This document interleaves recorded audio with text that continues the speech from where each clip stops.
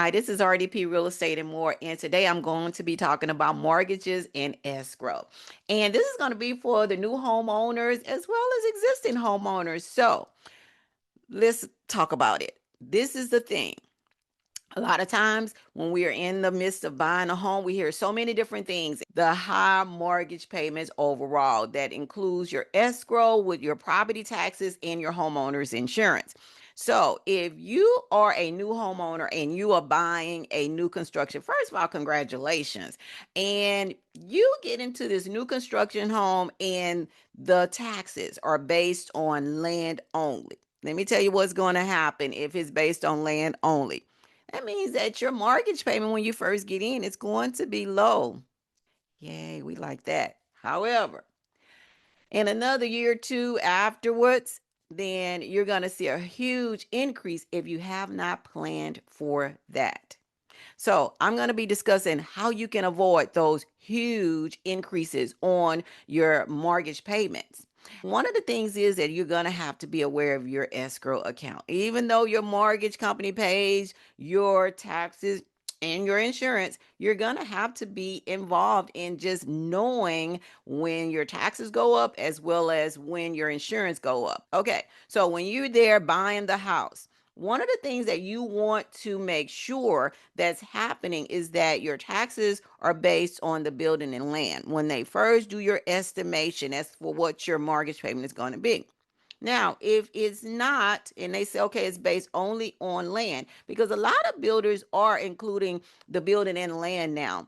So, one of the things you want to pay attention to, if it's land only, okay. So, after that first year, you know you're going to have a low mortgage payment. But what you want to do is you want to start kind of estimating. And how you estimate is you go to the county and you get the information off the county as far as the tax rates and so on and so forth.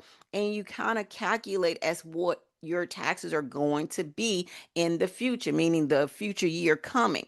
And so once you do that, then you can start planning as far as, okay, I'm going to need extra money every month in order for it to make sure that there's no shortfall. Now, I'm talking about your second year because your first year, then it's already estimated based on the land. Okay, but you want to get ready for that second year. That way, you won't have a huge fluctuation in that third year. So you want to get ready by estimating, and that way you can send extra money into your escrow. And that way it won't be a huge fluctuation in property taxes going on that third year. So that's one of the things that you can do to avoid having a huge increase in regards to your overall mortgage payment. And also, don't forget about the homeowner's insurance because we know we've heard all of the stories. They're even using drones to fly over homes now in order to see whether or not the roof is in good condition. So you want to make sure that you stay in tune with the homeowner's insurance. Also, you want to make sure that it doesn't fluctuate into a ridiculous amount. And if so, start shopping around for homeowners insurance to try to beat the previous year's rate. That's something you want to do anyway, but that will help to offset the huge overall mortgage payment increases. I hope I shared some valuable information, and I'm going to do a quick recap.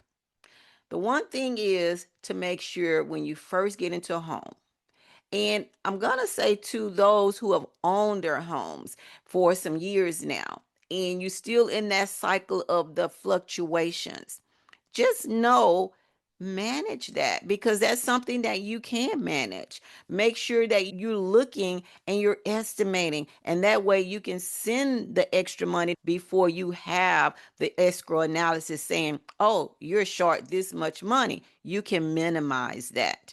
So you want to look as a new buyer for new construction as to what the property taxes are based on. Is it based on land or is it based on building and land? If it's based on land, you know your initial payments that you're going to be making that first year is going to be low, and that's okay. But you also want to be setting money aside So when they do send you the escrow analysis and they say, okay, you have so and so amount short, you're like, no problem. I have it. I'll send the lump sum. And that way, it will also minimize the exponential increases on your overall mortgage payments.